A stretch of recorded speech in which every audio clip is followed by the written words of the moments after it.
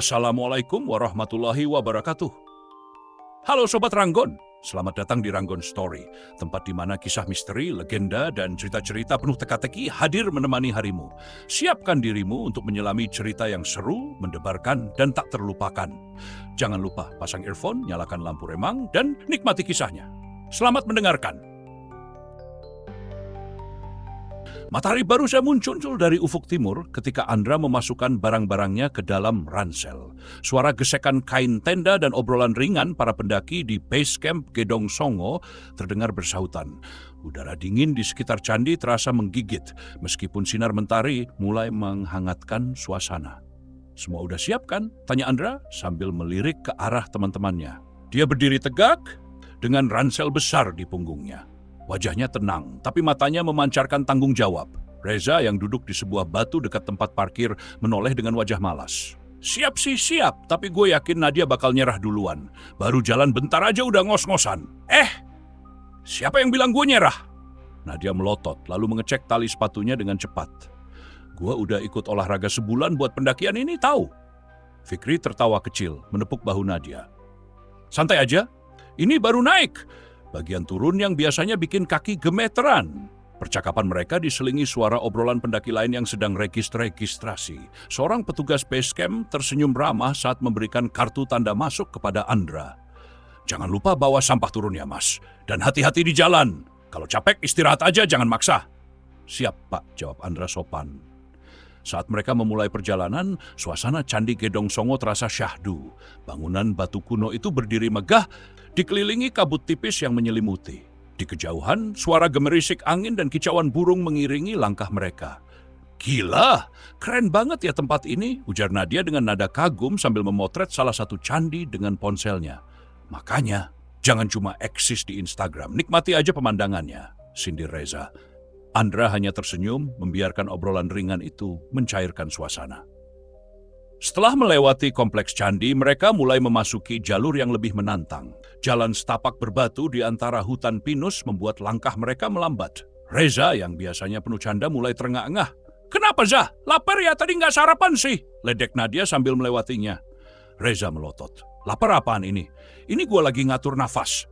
Fikri terkekeh mengamati keakraban mereka. "Pelan-pelan aja, Zah. Jalannya masih panjang." Ketika mereka melewati area ladang warga, seorang pria tua dengan topi jerami menghentikan langkahnya untuk memperhatikan mereka. Dengan senyuman ramah, dia menegur, "Mau naik ke puncak ya, Mas, Mbak?" "Iya, Pak," jawab Andra. "Hati-hati kalau turun nanti, jangan sampai salah jalan," pesan si bapak dengan nada tenang. Pesan itu terkesan sederhana, tapi entah kenapa Nadia merasa ada yang janggal. "Kenapa ya, Pak?" tanyanya. "Kadang kalau capek atau buru-buru, mata suka salah lihat. Jalur di gunung ini kadang nggak seperti yang kelihatan," jawab si bapak sambil berlalu, meninggalkan mereka dengan rasa penasaran. Berselang rehat singkat di bawah pohon pinus, mereka melanjutkan perjalanan memasuki jalur yang lebih rimbun. Udara semakin sejuk dan bau tanah basah memenuhi indera mereka. Andra memimpin di depan, disusul Fikri yang membantu Nadia. Sementara Reza mengawal di belakang sambil sesekali mengelap keringat di dahinya. "Ini jalurnya kok makin nanjak aja ya?" Nadia mengeluh mencoba menjaga ritme langkahnya. "Itu tandanya kita makin dekat sama puncak. Semangat dong," Fikri membalas, nada suaranya tenang seperti biasa. "Kalau jalannya begini terus, puncak kayaknya pindah ke dalam mimpi aja deh," sahut Reza sambil tertawa kecil, mencoba menyembunyikan rasa lelahnya. "Ayo, jangan cuma ngomong, jalan juga. Kalau enggak, kita ninggalin," Andra menyemangati dengan nada setengah bercanda. Hutan pinus ke ladang warga. Saat mereka mulai melewati area yang lebih terbuka, barisan pohon pinus perlahan berganti dengan ladang hijau. Di kejauhan terlihat petani yang sedang mencangkul tanah. Angin membawa suara ayam berkokok meskipun tidak ada kandang ayam terlihat di sekitar. Nadia memperhatikan sekeliling dengan seksama. Kalian dengar suara ayam nggak? Tapi kok nggak ada ayamnya?" Fikri yang sedang memperhatikan jejak di jalur hanya mengangguk. Mungkin gema. Kadang suara dari desa bawah bisa kedengaran sampai sini. Andra berhenti sebentar untuk memastikan mereka tetap di jalur. "Kalian tanda itu?" Dia menunjuk plang kecil dengan tulisan tangan yang sudah pudar. "Ke puncak Ungaran." "Santai aja, bro. Masih sesuai rencana, ujar Reza, mencoba meyakinkan meski wajahnya mulai tampak pucat karena lelah. Ladang warga, jalur terjal. Setelah melewati ladang, jalur menjadi lebih sempit dan terjal. Tanah yang licin akibat embun membuat langkah mereka lebih berhati-hati. Lihat tuh, ada yang panen di bawah. Reza menunjuk seorang petani yang tampak membawa karung besar di punggungnya. Tapi anehnya saat mereka melewati tempat itu, petani tersebut tiba-tiba hilang dari pandangan. Loh, orangnya mana? Tanya Nadia mengernitkan dahi. Andra menoleh ke belakang, mencoba mencari sosok yang disebut Reza, tapi tidak ada siapapun. Mungkin dia udah blok ke jalur lain. Jawabnya sambil melanjutkan langkah. Kayaknya dari tadi udah banyak yang aneh, gumam Nadia pelan, tapi cukup terdengar oleh Fikri yang berjalan di dekatnya. Jangan terlalu dipikirin, fokus aja ke langkah kamu, balas Fikri dengan suara pelan, berusaha meredakan ketegangan. Fenomena aneh di jalur, di tengah perjalanan, mereka berhenti di bawah sebuah pohon besar untuk mengatur nafas. Dari kejauhan, samar-samar terdengar suara gamelan yang sangat halus, seperti berasal dari suatu tempat yang jauh. Dengar nggak? Itu suara apa? Nadia bertanya, matanya membesar. Andra mengangguk pelan. Dengar, tapi mungkin cuma suara angin. Angin apaan? Itu jelas suara gamelan. Reza menyelah, kali ini suaranya penuh kecemasan. Fikri mencoba berpikir logis. Bisa aja ada acara adat di desa sekitar. Suara di gunung suka terpantul jika kedengeran sampai sini. Namun, saat mereka mendengar suara tersebut semakin mendekat, suasana jadi lebih tegang. Bahkan burung-burung yang sebelumnya berkicau kini diam. Lanjut aja, jangan berhenti lama-lama. Andra memutuskan meski hatinya ikut terusik oleh suara aneh itu. Mereka akhirnya sampai di area yang lebih lapang, dengan pemandangan gunung-gunung lain di kejauhan. Suara gamelan hilang seiring mereka meninggalkan hutan lebat. Meski rasa lelah menguasai, semangat mereka kembali meningkat ketika melihat jalur menuju puncak tidak terlalu jauh.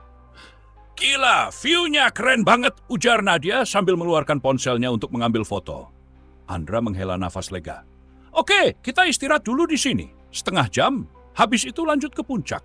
Mereka duduk di atas batu besar, membuka bekal makanan ringan sambil menikmati pemandangan. Meskipun suasana kembali santai di benak masing-masing, mereka bertanya-tanya tentang suara gamelan tadi. Matahari mulai merendah ke ufuk barat ketika mereka akhirnya menginjakkan kaki di puncak Gunung Ungaran. Udara dingin menerpa wajah, membawa aroma segar khas pegunungan. Dari tempat mereka berdiri, hamparan hijau lembah dan barisan pegunungan membentang megah, membuat semua usaha pendakian terasa sepadan. Worth it banget! Semua capek langsung hilang. Sumpah! Nadia berseru sambil membentangkan tangan, wajahnya berbinar penuh semangat. Andra tersenyum tipis, matanya terpaku pada pemandangan di depan. Inilah alasan kita naik. Momen kayak gini nggak bisa dibeli. Reza duduk di atas batu besar, wajahnya lelah namun puas. Tapi serius, kaki gue kayak mau copot. Turun nanti gue ngesot aja deh. Fikri tertawa menepuk pundak Reza. Santai Zah, turun memang lebih gampang, tapi tetap fokus bro. Jangan sampai tergelincir. Mereka menghabiskan hampir 1 jam di puncak, berbagi tawa, cerita, dan mengabadikan momen. Pendaki lain di sekitar mereka terlihat melakukan hal yang sama, menghargai setiap detik di ketinggian ini.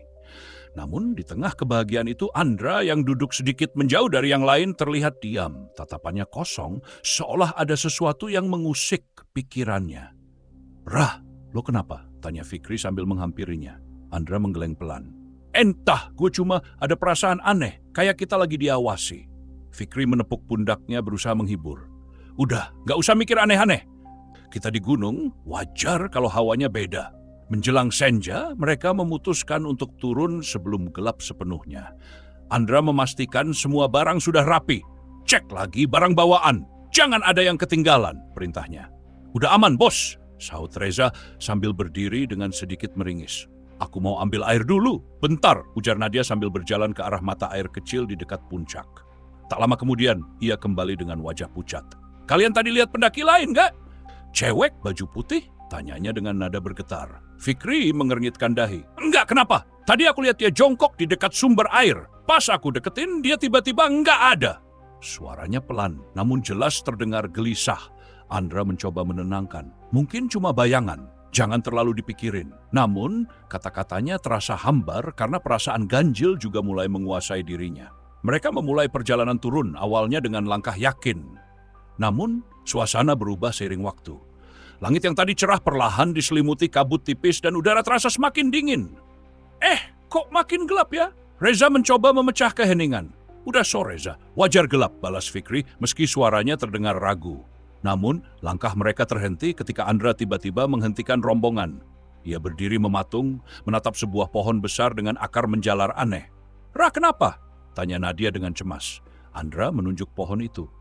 "Kita nggak lewat pohon itu tadi, gue yakin." Reza berusaha menenangkan diri. "Mungkin kita nggak sadar, jalur gunung kan sering mirip-mirip."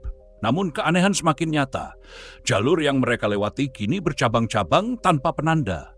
Bahkan pohon-pohon di sekitar tampak berbeda dengan akar-akar menjulur menyerupai tangan. Fikri mencoba membuka GPS di ponselnya. Namun layar hanya menampilkan peta kosong. Kompas pun berputar tanpa arah. Ini nggak masuk akal.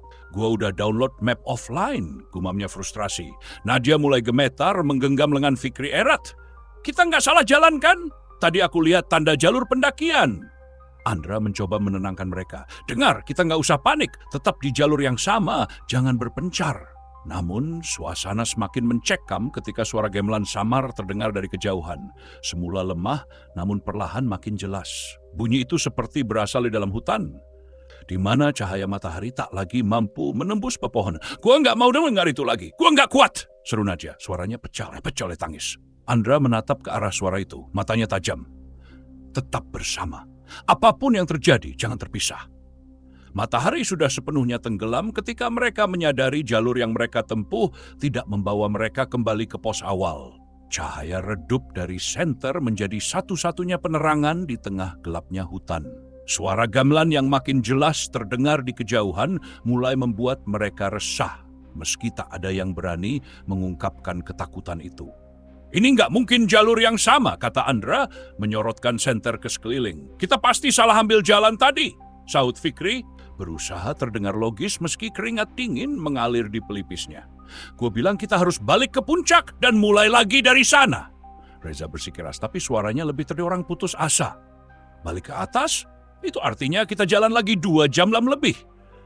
Andra membalas dengan nada tinggi. 2 jam jauh lebih baik daripada kita nyasar begini."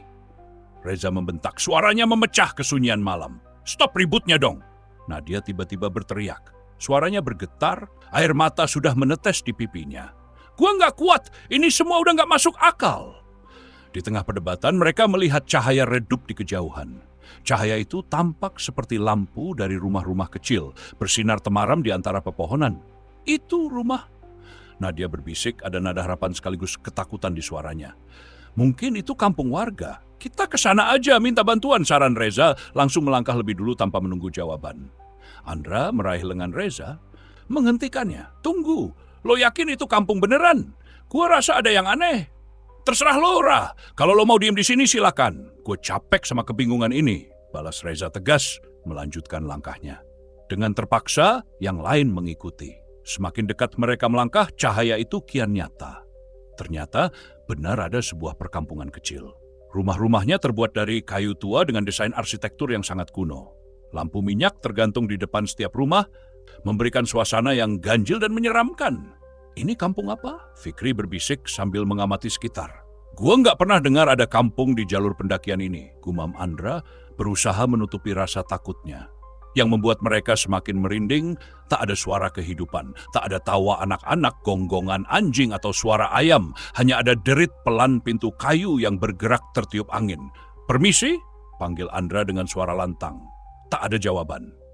"Gua nggak suka ini. Kita balik aja," ujar Nadia menggenggam tangan Fikri erat.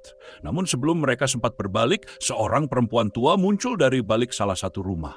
Tubuhnya bungkuk, wajahnya penuh kerutan. Ia mengenakan kain putih lusuh, matanya menatap kosong ke arah mereka.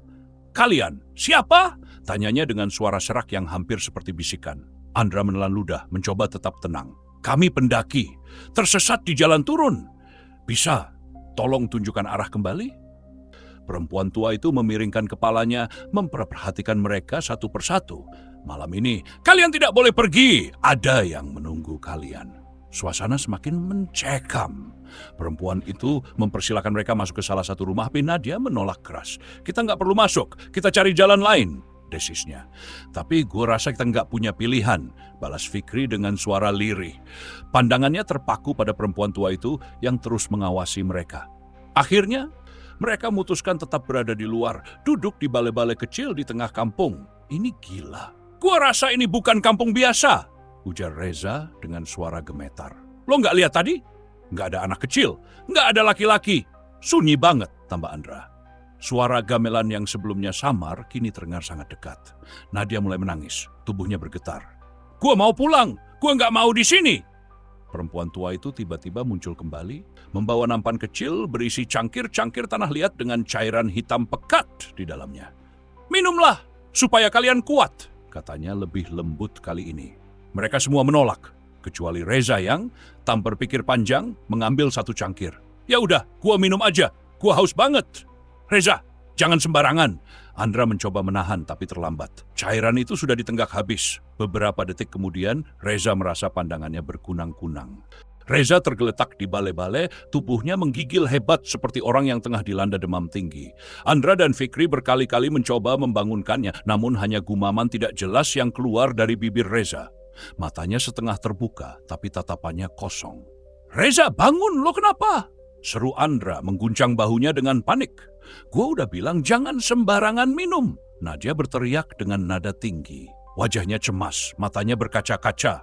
Di sudut, seorang perempuan tua berdiri memandangi mereka dengan tatapan datar. Dia sedang beradaptasi, jangan diganggu. Adaptasi? Maksud lo apa? Fikri kehilangan kesabaran, nadanya meninggi, penuh emosi. Dia harus melewati malam ini dengan tenang atau kalian semua akan terjebak di sini selamanya, ujar perempuan tua itu dengan nada dingin seolah tak peduli. Andra bangkit berdiri menatap perempuan tua itu dengan serius. Dengar Bu, kita cuma mau pulang. Tolong tunjukkan jalan turun.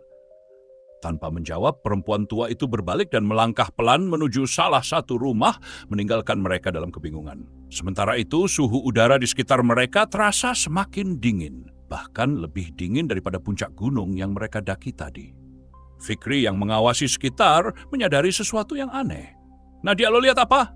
Tanyanya ketika gadis itu menunjuk ke arah hutan dengan wajah pucat. Lihat, ada yang ngintip di balik pohon, bisik Nadia, suaranya bergetar. Andra segera menyorotkan senter ke arah yang ditunjuk Nadia. Di antara bayangan pepohonan, terlihat sesosok makhluk tinggi kurus dengan tubuh tidak proporsional. Kepalanya kecil, tapi matanya merah menyala, menatap tajam ke arah mereka. Siapa itu? Seru Andra, melangkah mundur sambil menggenggam senter erat-erat. Makhluk itu bergerak cepat, menghilang dalam kegelapan sebelum mereka sempat bereaksi lebih jauh. Udah, kita nggak bisa diam di sini, kita harus pergi sekarang. Nadia menarik lengan Andra, suaranya penuh desakan. Namun, sebelum mereka sempat melangkah lebih jauh, suara Reza tiba-tiba terdengar lirih. Kenapa? Panas banget! Ia membuka matanya perlahan, tapi tatapan itu berbeda, kosong dan datar. Reza, lo sadar? Fikri mendekat dengan cemas. Namun Reza hanya menatapnya tanpa ekspresi seolah bukan dirinya lagi. Dia sudah bukan dirinya lagi. Suara perempuan tua itu muncul lagi dari belakang. Ia berdiri dengan tongkat kayu di tangannya. Jika kalian tidak mendengarkan, kalian semua akan bernasib sama seperti dia. Lo mau apa sebenarnya? Kita cuma mau turun gunung, seru Andra marah. Perempuan tua itu menatap mereka dengan tajam. Kalian sudah memasuki wilayah kami. Kalian tidak diizinkan pergi sampai malam selesai. Wilayah? Maksud lo apa? Fikri tampak bingung. Ini bukan kampung manusia, perempuan itu menjelaskan dengan dingin. Ini adalah tempat mereka yang sudah lama pergi dan menunggu. Kalian datang tanpa izin dan sekarang kalian harus membayar. Andra berusaha tetap tenang. Baik, kalau kita harus melakukan sesuatu supaya bisa keluar, katakan. Apa yang harus kita lakukan? Perempuan itu mengarahkan tongkatnya ke hutan. Ikuti suara gamelan. Jangan melawan apa yang kalian lihat. Jika kalian bisa melewatinya tanpa menoleh ke belakang, kalian akan bebas. Tapi jika ada yang melanggar, kalian akan tetap di sini selamanya. Mereka semua saling berpandangan, ketakutan bercampur kebingungan. Fikri menopang tubuh Reza yang lemah lalu berkata tegas, "Gue nggak percaya ini, tapi kita punya pilihan lain." Andra mengangguk. Oke, kita jalan. Tapi ingat, Apapun yang terjadi, jangan berhenti dan jangan lihat ke belakang. Mereka melangkah menuju hutan, mengikuti suara gamelan yang terdengar semakin jelas. Suasana semakin mencekam, bayangan-bayangan mulai bermunculan di sekitar mereka, membisikkan suara-suara yang terasa sangat familiar. "Andra, tolong aku!" terdengar suara adik Andra. "Itu suara ibu gue," Nadia berbisik, matanya membelalak. "Jangan dengar, itu cuma tipuan," teriak Andra, menarik tangan Nadia agar terus berjalan. Di tengah perjalanan, Fikri merasakan sesuatu yang dingin menggenggam bahunya. Refleks dia menoleh hanya untuk melihat sosok perempuan dengan wajah rusak menatapnya lekat-lekat. "Jangan lihat, Fikri, fokus ke depan!" Andra berteriak, menyadarkan Fikri yang hampir terjatuh. Mereka terus berjalan, berusaha bertahan di tengah gangguan yang semakin intens. Suara gamelan menjadi satu-satunya panduan mereka menuju kebebasan. Langkah mereka semakin berat. Hutan yang semula tampak gelap, kini terasa semakin menekan, seolah-olah pohon-pohon itu mengawasi setiap gerakan mereka. Suara gamelan yang semula terdengar lembut, kini semakin bising, menghantui telinga dengan irama yang menggelisahkan. Setiap langkah semakin terasa jauh, seolah mereka berjalan lebih lama dari yang seharusnya. "Lo ngerasa itu enggak? Udah makin lama, kok nggak sampai-sampai ya?" Fikri bertanya dengan napas terengah-engah. Wajahnya pucat. "Jangan berhenti, kita udah hampir sampai." Andra menjawab tegas, meskipun hatinya pun mulai gelisah. Dia menatap ke depan, berusaha menjaga fokus. Namun suara-suara itu semakin terdengar jelas. Suara tangisan, tawa, bahkan bisikan yang penuh ancaman dari arah yang tidak jelas. Nadia hampir tergoda untuk menoleh, matanya mulai berkaca-kaca. "Ada suara! Suara ibu gue!" Nadia bergumam, suaranya hampir putus-putus. "Jangan dengerin! Itu cuma tipuan!" Andra menarik lengan Nadia, mengingatkan dia untuk tidak terjebak dalam godaan itu. Tiba-tiba, suara gamelan yang semula terdengar jauh itu berhenti seketika, digantikan oleh suara ketukan yang berirama. Suara itu datang dari depan mereka, semakin mendekat. "Fikri, lo denger itu?" bisik Andra, wajahnya tegang. Fikri mengangguk menatap ke arah sumber suara. Di kejauhan tampak bayangan gelap yang bergerak dengan cepat. "Apa itu?" teriak Fikri, suara ketakutannya tak bisa disembunyikan. Saat mereka melangkah maju, sosok itu semakin jelas. Sebuah sosok besar, hampir seperti manusia, tapi dengan wajah yang sangat mengerikan, penuh dengan luka dan darah. Matanya merah menyala, mulutnya terbuka lebar, menampilkan gigi-gigi tajam yang siap memangsa. Nadia menjerit ketakutan, tetapi Andra segera menutup mulutnya, menarik tubuh Nadia dengan cepat. "Jangan lari, ingat, jangan lihat ke belakang!" teriaknya. Meskipun tubuhnya sendiri mulai gemetar. Tapi Fikri, yang sedikit lebih jauh di depan, tidak bisa menahan diri. Tanpa sadar, ia menoleh. "Fikri!" teriak Andra, tetapi sudah terlambat. Fikri terhenti, matanya terbelalak ketakutan melihat sosok di belakangnya yang semakin mendekat, semakin nyata. Sosok itu melayang-layang di udara, menatapnya dengan tatapan tajam yang bisa membuat siapapun terdiam. Fikri membeku, kakinya terasa berat. Andra melangkah maju, mendorong tubuh Fikri. "Jangan berhenti, jangan lihat ke belakang!" Fikri menatap Andra dengan panik, tetapi dalam sekejap dia mendengar suara dalam hatinya yang terdengar seperti suara ibunya. "Jangan berhenti, kamu pasti bisa." Itu cukup untuk menggerakkan kakinya. Dengan sisa-sisa kekuatan yang ada, Fikri melangkah maju, berlari mengikuti Andra dan Nadia. Saat mereka semakin dekat dengan suara gamelan yang terdengar lebih keras, mereka merasa tanah di bawah mereka berguncang. Tanah mulai retak, dan jalan setapak yang mereka lalui mulai melebar, menyempit, dan kemudian hilang sama sekali. Mereka tiba-tiba berada di sebuah jurang, tepiannya sangat curam. Gimana ini? Nadia hampir menangis. Tangannya gemetar ketika melihat jurang di depan mereka. Andra menatap sekeliling mencari petunjuk. "Kita nggak punya pilihan lain. Ikuti suara gamelan itu, pasti ada jalan." Saat mereka mendekati jurang, mereka melihat sebuah jembatan kecil yang terbuat dari batu dan tali. Jembatan itu tampak rapuh, tetapi tidak ada pilihan lain. Mereka harus melewatinya. "Lo yakin bisa?" tanya Fikri dengan suara gemetar, menatap jembatan yang bergoyang. "Pasti bisa. Jangan pikirkan apa-apa, kita harus cepat," jawab Andra tegas, memimpin langkah pertama dengan hati-hati. Jembatan itu berderit keras saat mereka melangkah. Setiap langkah terasa seperti ujian terakhir. Tetapi mereka terus maju, meskipun angin semakin kencang dan suara gamelan itu kini hampir seperti teriakan. Reza yang masih terengah-engah dan tersisa kesadarannya juga berusaha untuk mengikuti. Nadia menatapnya dengan penuh harap, memegangi tangan Reza, membimbingnya untuk tetap berjalan. Setelah melewati jembatan dan jalan setapak yang semakin sempit, mereka akhirnya sampai di sisi lain di mana tanah mulai kembali stabil. Suara gamelan berhenti, dan mereka merasa ada sesuatu yang menghalangi mereka untuk melangkah lebih jauh. Kita selamat? Nadia bertanya, matanya berkaca-kaca. Andra menatap ke belakang, namun tidak ada lagi bayangan kampung itu. Yang ada hanya hutan yang sunyi. Kita sudah keluar, jawabnya dengan suara lemah, meskipun hatinya masih penuh ketegangan. Mereka tidak berhenti berjalan sampai mereka benar-benar berada di luar hutan, tempat yang familiar. Di sana, mereka melihat garis horizon yang mulai memudar menjadi fajar. Jadi, itu semua cuma mimpi? Fikri bertanya, masih tidak percaya apa yang baru saja mereka alami. Andra menggelengkan kepala. Enggak, itu kenyataan. Kita enggak pernah nyasar ke kampung biasa. Itu adalah tempat yang bukan milik manusia. Reza, yang masih terlihat lelah tetapi sadar sepenuhnya memandang mereka. Jadi kita enggak boleh balik lagi ke sana. Itu bukan tempat untuk kita. Mereka semua berdiri diam sejenak, merasakan angin pagi yang dingin menyentuh kulit mereka. Mereka sudah selamat. Mereka tidak tahu apa yang sebenarnya terjadi, tetapi mereka tahu satu hal. Mereka tidak boleh melupakan apa yang telah mereka alami di sana. Setelah kembali ke base camp dan melaporkan kejadian yang mereka alami, mereka tidak pernah kembali lagi ke jalur itu. Berita tentang kampung gaib itu menyebar di kalangan pendaki, meski tidak ada yang benar-benar bisa membuktikan apakah itu nyata atau hanya mimpi buruk. Namun bagi Andra, Fikri, Nadia, dan Reza, mereka tahu satu hal pasti. Mereka akan selalu ingat malam itu, malam yang menguji keberanian mereka untuk melawan ketakutan dan bertahan hidup. Mereka selamat, tetapi pengalaman itu akan menghantui mereka selamanya. Terima kasih sudah mendengarkan sampai akhir.